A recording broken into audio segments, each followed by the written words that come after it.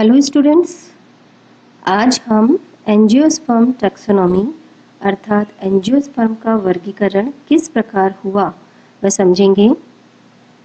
प्राचीन काल में माइक्रोस्कोप्स या सूक्ष्मदर्शी तथा विभिन्न लैबोरेटरी उपकरण उपस्थित नहीं थे, तो पादपों की पहचान तथा इसका वर्गीकरण केवल आँखों से देखकर ही बाह्य आकारिकी का पता लगाकर किया जाता था तथा समय के बढ़ने पर जब और तकनीक विकसित होने लगी, फेनेटिक जानकारी युक्त या आधुनिक फाइलोजेनेटिक या जातिवृत्तीय पद्धति तक जा पहुंचा।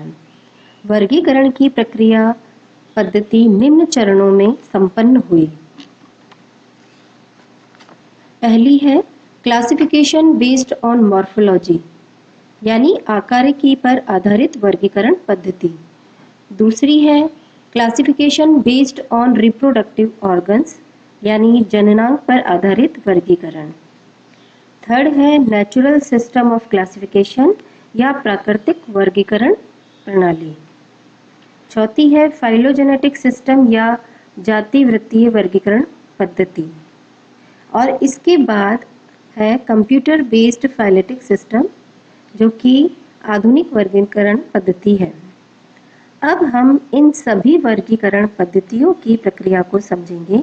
तो पहले हम देखते हैं क्लासिफिकेशन बेस्ड ऑन मॉर्फोलॉजी या आकारिकी पर आधारित वर्गीकरण, जो कि 17वीं शताब्दी तक माना जाता है। उस समय माइक्रोस्कोप नहीं थे, अतः आँखों से ही पादपों की बाह्य आकारिकी का अध्ययन किया जाता था तथा उनकी जातियों की पहचान की जाती थी। इस काल को हम 4 भागों में विभाजित कर सकते हैं। प्री लिटरेसी पीरियड या साक्षरता से पूर्व का काल, अर्ली लिटरेसी पीरियड या आद्य लिटरेसी पीरियड। थर्ड है मध्यकालीन वनस्पति विज्ञान। चौथा है पुनर्जागरण काल। तो हम सबसे पहले देखेंगे प्री लिटरेसी पीरियड या साक्षरता से पूर्व का काल।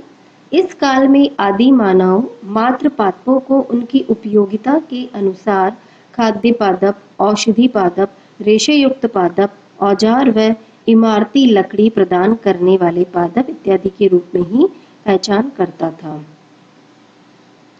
फिर दूसरा है अर्ली लिटरेसी पीरियड या आद्य साक्षरता काल। यह सभ्यताओं का काल था। इसमें बेबीलोनिया, इजिप्ट, चाइना व इंडिया प्रमुख है, जहां विभिन्न सभ्यताओं का वर्णन मिलता है। थियोफ्रास्टस को फादर ऑफ बॉटनी कहा जाता है, जो कि इस काल के प्रमुख वैज्ञानिक थे। वह ग्रीक निवासी थे, जिन्होंने अपनी 2 पुस्तकों इंक्वायरी इनटू प्लांट्स तथा द कॉजेज ऑफ प्लांट्स में 500 पादपों का वर्णन किया है। उन्होंने पादपों को उनकी प्रकृति के अनुसार 4 भागों में, जैसे ट्रीज यानी वृक्ष, श्रब्स यानी क्षुप या झाड़ी, सब श्रब यानी उपशुप तथा हर्ब्स या शाकीय में विभाजित किया।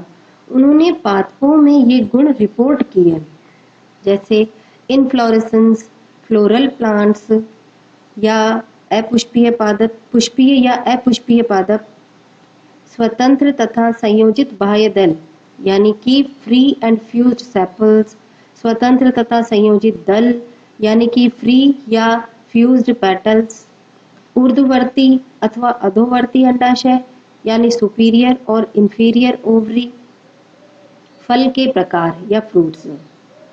पाराशर भारतीय विद्वान थे, जिन्होंने विज्ञान पर आधारित वृक्षायुर्वेद लिखा। इसमें आंतरिक व बाह्य आकारिकी, वनों के प्रकार, मृदा से संबंधित अलग अलग अध्याय सम्मिलित है। दूसरे भारतीय विद्वान चरक थे, जिन्होंने चरक संहिता नामक ग्रंथ लिखा। नेक्स्ट है मध्यकाल।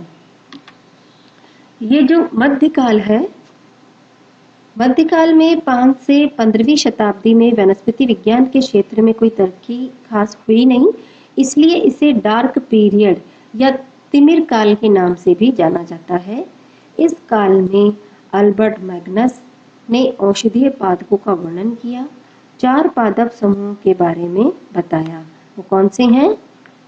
ये वो है वस्क्यूलर या संवहनी पादप, नॉन वस्क्यूलर या असमनीय पादप, डाइकोट्स प्लांट्स जिन्हें कि द्विबीजपत्री पादप भी कहते हैं, तथा मोनोकोट्स या एक बीजपत्री पादप।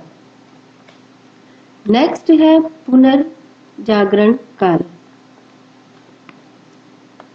जो मध्यकाल है इसमें जो विभिन्न साइंटिस्ट थे वो ये है Andrew Sejal पाइनो, जोचिन Jung, John Ray, JP de Tournefort. Classification based on reproductive organ, यानी कि जो जननांग पर आधारित क्लासिफिकेशन है उसमें सबसे पहले 1694 में कैमेरियस ने बताया कि पुष्पीय पादपों में भी लिंग भेद पाया जाता है। उन्होंने बताया कि स्टाइल यानी वर्तिका तथा ओवरी यानी अंडाशय पुष्प या फ्लावर के फीमेल सेक्स ऑर्गन है अर्थात मादा जननांग है, वहीं दूसरी ओर स्टेमन्स यानी पुंकेसर तथा एंथर सेक पोलन ग्रेन्स अर्थात परागकोश व परागण नर अंग है। परागकण बीज बनने के लिए आवश्यक है। इस कार्य ने पुष्पीय पादपों के वर्गीकरण में मदद की। कैरोलस लिनियस को फादर ऑफ टैक्सोनॉमी कहा जाता है। इन्होंने बाइनोमियल नोमेनक्लेचर द्विनाम पद्धति से नामकरण प्रस्तुत किया। फिर सिस्टेमा नेचुरम में लिंग भेद पद्धति की रूपरेखा प्रस्तुत की। लिनियस का वर्गीकरण कृत्रिम वर्गीकरण कहलाता है क्योंकि यह नर व मादा जननांगों पर आधारित था। नेक्स्ट है नेचुरल सिस्टम ऑफ क्लासिफिकेशन। प्राकृतिक पद्धति, इसमें प्रमुख रूप से de Candolle, Robert Brown, Stephan Endlicher, Adolphe Brongniart, George Bentham तथा जोसेफ डाल्टन हुकर इस पद्धति से संबंधित थे। इन्होंने अपनी रिसर्च व एनालिसिस को एक ग्रंथ जेनेरा प्लांटेरम में प्रस्तुत किया। इस सिस्टम में पादपों को उनके रिप्रोडक्टिव ऑर्गन्स, स्ट्रक्चरल रिलेशनशिप तथा वेजिटेटिव कैरेक्टर्स को आधार बनाया। उन्होंने क्रिप्टोगेम्स व फेनेरोगेम्स को विभाजित किया। पादपों में वस्क्यूलर बंडल्स, बीजपत्र, विभिन्न पुष्प चक्रों की पुष्प अक्ष पर सापेक्षिक स्थिति इत्यादि लक्षणों पर विचार किया। नेक्स्ट है फाइलोजेनेटिक सिस्टम, जाति वृत्तीय पद्धतियां। यह पद्धति पादपों की विकासीय एंसेस्ट्री पर आधारित है। यह जीवों के मध्य विकास व जेनेटिक रिलेशनशिप प्रदर्शित करती है। इसके अनुसार पौधों को उनके पूर्वजों व आज के वर्तमान पादपों के मध्य संबंध दर्शाती है। इसकी सहायता से पादपों में आद्य व विकसित गुणों की पहचान सुनिश्चित होती है। A.W. आइकलर, एडोल्फ एंगलर व कार्ल पेंटल, चार्ल्स एडवर्ड बेसी, जॉन हुचिन्सन, लेमैन बेंसन आदि इस पद्धति के विचारक थे। नई विकसित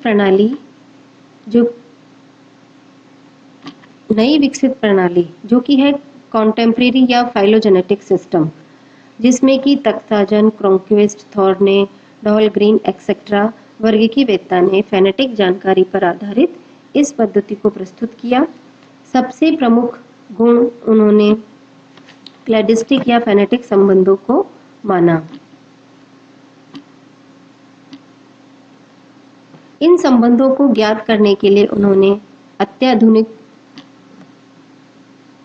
जीवाश्मीय वानस्पतिक विज्ञान, पादप रसायन विज्ञान, परासंरचनाओं से प्राप्त आंकड़ों, आधुनिक तकनीकी एवं न्यूमेरिकल एनालिसिस की मदद ली तथा अपने जाति वृत्तीय वर्गीकरण प्रस्तुत किए।